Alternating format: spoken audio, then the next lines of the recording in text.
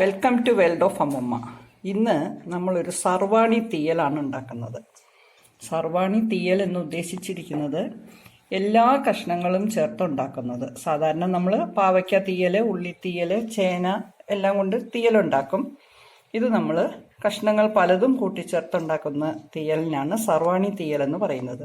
ഇത് ചെറിയ 2-3 പാത്രത്തിലാക്കി ഫ്രിഡ്ജിൽ വെച്ചാൽ കേടാകാതിരിക്കും. ഇപ്പം നമുക്കത് എങ്ങനെയാണ് ചെയ്യണതെന്ന് നോക്കാം. തീയലുണ്ടാക്കുന്നതിന് നമുക്ക് എന്തെല്ലാം കഷ്ണങ്ങൾ വേണമെന്ന് നോക്കാം.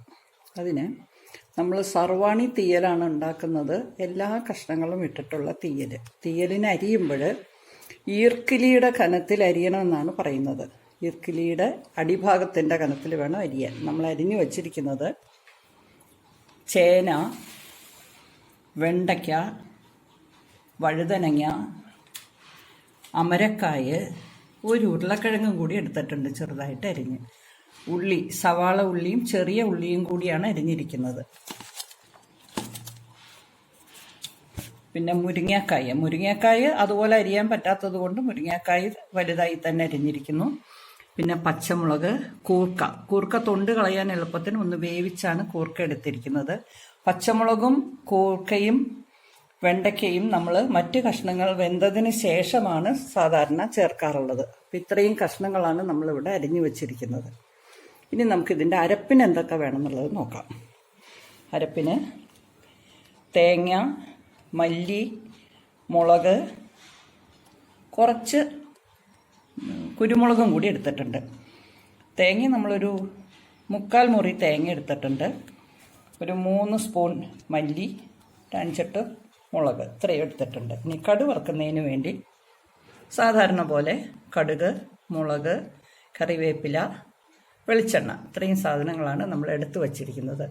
ഇനി ആദ്യം നമുക്ക് ഈ അരപ്പിനുള്ളത് വറുത്തെടുക്കണം. ഒരു ചീനച്ചട്ടിയിൽ അത് വറക്കാം. അതിനൊപ്പം തന്നെ നമുക്ക് ഈ കഷ്ണങ്ങൾ അതിലിട്ട് വേറൊരു ചീനച്ചട്ടിയിൽ ഈ കഷ്ണങ്ങൾ നമുക്ക് വഴറ്റിയെടുക്കുകയും ചെയ്യാം. ഒരു വലിയ ചീനച്ചട്ടിയിൽ എണ്ണ ഒഴിച്ച് നമ്മളതിലേക്ക് സവാള ആദ്യമായിട്ട് ഒന്ന് വഴണ്ട് കഴിയുമ്പോഴാണ് ഉരുളക്കിഴങ്ങും ചേനയും കൂടി നമ്മളിട്ട് വഴറ്റും. അതേസമയം തന്നെ അടുത്ത അടുപ്പിൽ നമുക്ക് മല്ലി, മുളക്, തേങ്ങ, കുരുമുളക് ഇത്രയും അരപ്പിന് വേണ്ടി വറുത്തെടുക്കാൻ വേണ്ടി വയ്ക്കും. ഇത് രണ്ടും നമ്മൾ ഒപ്പം ചെയ്യാവുന്ന കാര്യമാണ്. രണ്ടടുപ്പത്തായിട്ട് നമ്മൾ വച്ച് ചെയ്തുകൊണ്ടിരിക്കുകയാണ്. ഇതിലേക്ക് നമുക്ക് ചേനയും ഉരുളക്കിഴങ്ങുമാണ് അടുപ്പ് വെച്ചിരിക്കുന്നത്.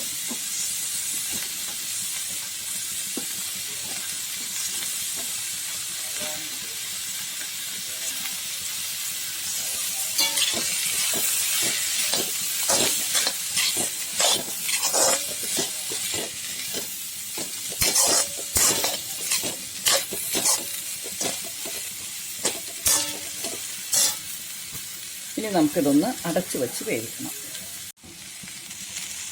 നമ്മളിനി അതിലേക്ക് മുരിങ്ങക്കായ, വഴുതനങ്ങ, അമരക്കായ ഇത്രയും ഇട്ടു.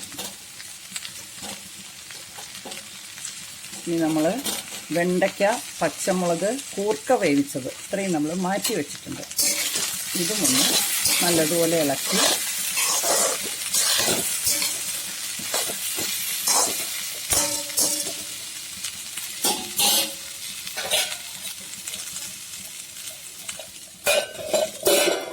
അടച്ചു വെച്ച് വേവിച്ചെടുക്കണം.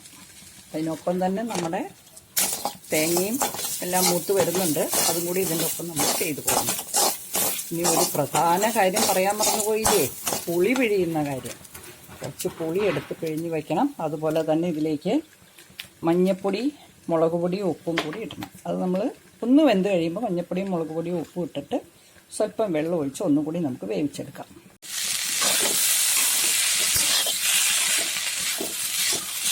ഒരുവിധം നല്ലതുപോലെ വാടി വന്നിട്ടുണ്ട്. ഇനി നമുക്കിതിലേക്ക് മഞ്ഞൾപ്പൊടി, മുളക് പൊടി, ഉപ്പ് ഇടാം.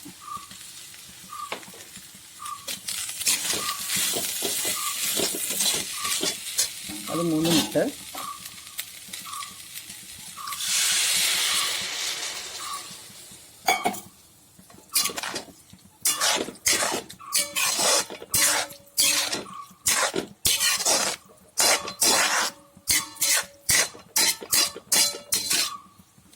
നികക്ക വെള്ളം ഒഴിച്ചതിന് ശേഷം നമുക്കിത് വീണ്ടും ഒന്ന് അടച്ചു വെച്ച് വേവിച്ചെടുക്കാം.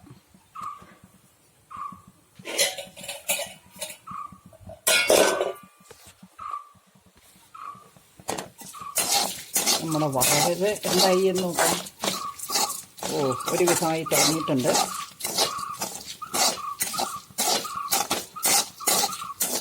ഒന്നുകൂടി ആയിക്കഴിഞ്ഞാൽ നമുക്കിത് ഓഫ് ചെയ്ത് വറുത്തെടുക്കാം.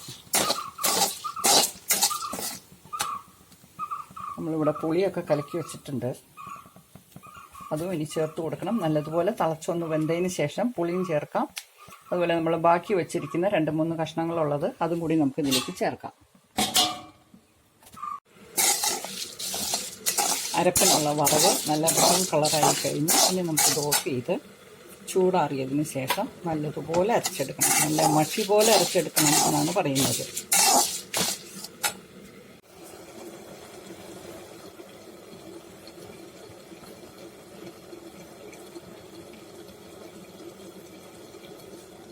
നമുക്ക് നമ്മുടെ തീയൽ എത്രയായി എന്ന് നോക്കാം.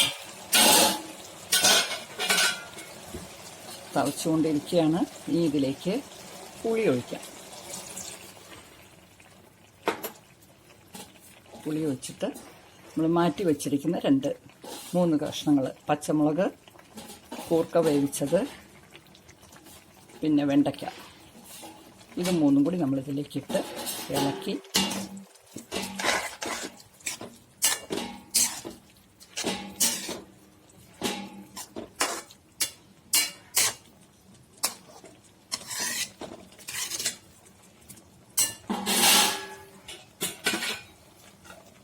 അടച്ചു വെച്ച് തന്നെ വേവിച്ചെടുക്കാം.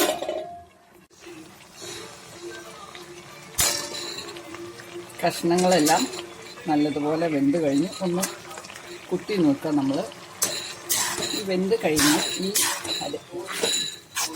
കഷ്ണങ്ങളിലേക്ക് നമ്മൾ അരച്ചു വച്ചിരിക്കുന്ന അരപ്പൊഴിക്കുക.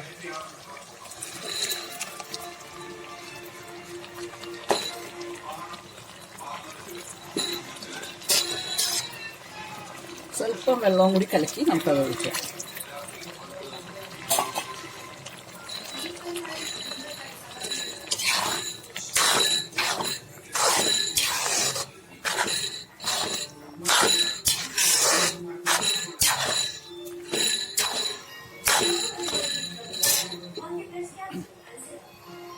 കുറച്ചും കൂടി ചാറ് നമുക്ക് ആവശ്യമുണ്ട്.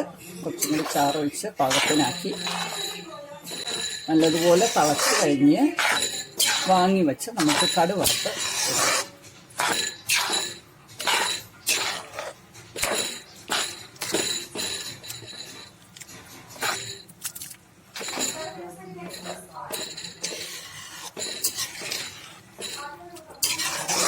തീയല് വല്ലാതെ വെള്ളവും പാടില്ല, വല്ലാതെ കുറുകിയിരിക്കാനും പാടില്ല. ഇടത്തരത്ത് ആണ് തീയലിരിക്കേണ്ടത്. ഏകദേശം നമ്മുടെ തീയലിൻ്റെ ചാറെല്ലാം നല്ല പാകമായിട്ടുണ്ട്. ഇനി നല്ലതുപോലെ തിളച്ച് കഴിയുമ്പോൾ ഇതൊന്ന് നല്ലതുപോലെ വെട്ടി തിളയ്ക്കുന്നുണ്ട്. ഇനി നമുക്കിത് വാങ്ങി വയ്ക്കാം.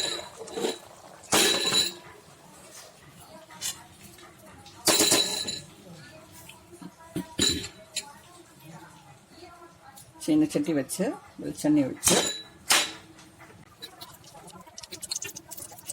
വെളിച്ചെണ്ണ ചൂടായി കഴിയുമ്പോൾ കടുകിടുക.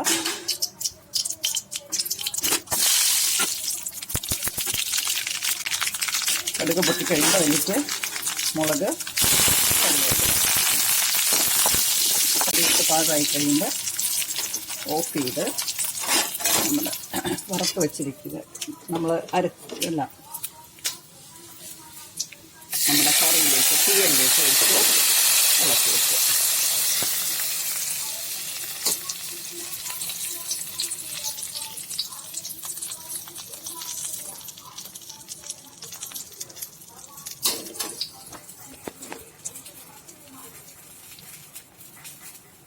അങ്ങനെ നമ്മുടെ സർവാണി തീയൽ റെഡിയായി കഴിഞ്ഞു.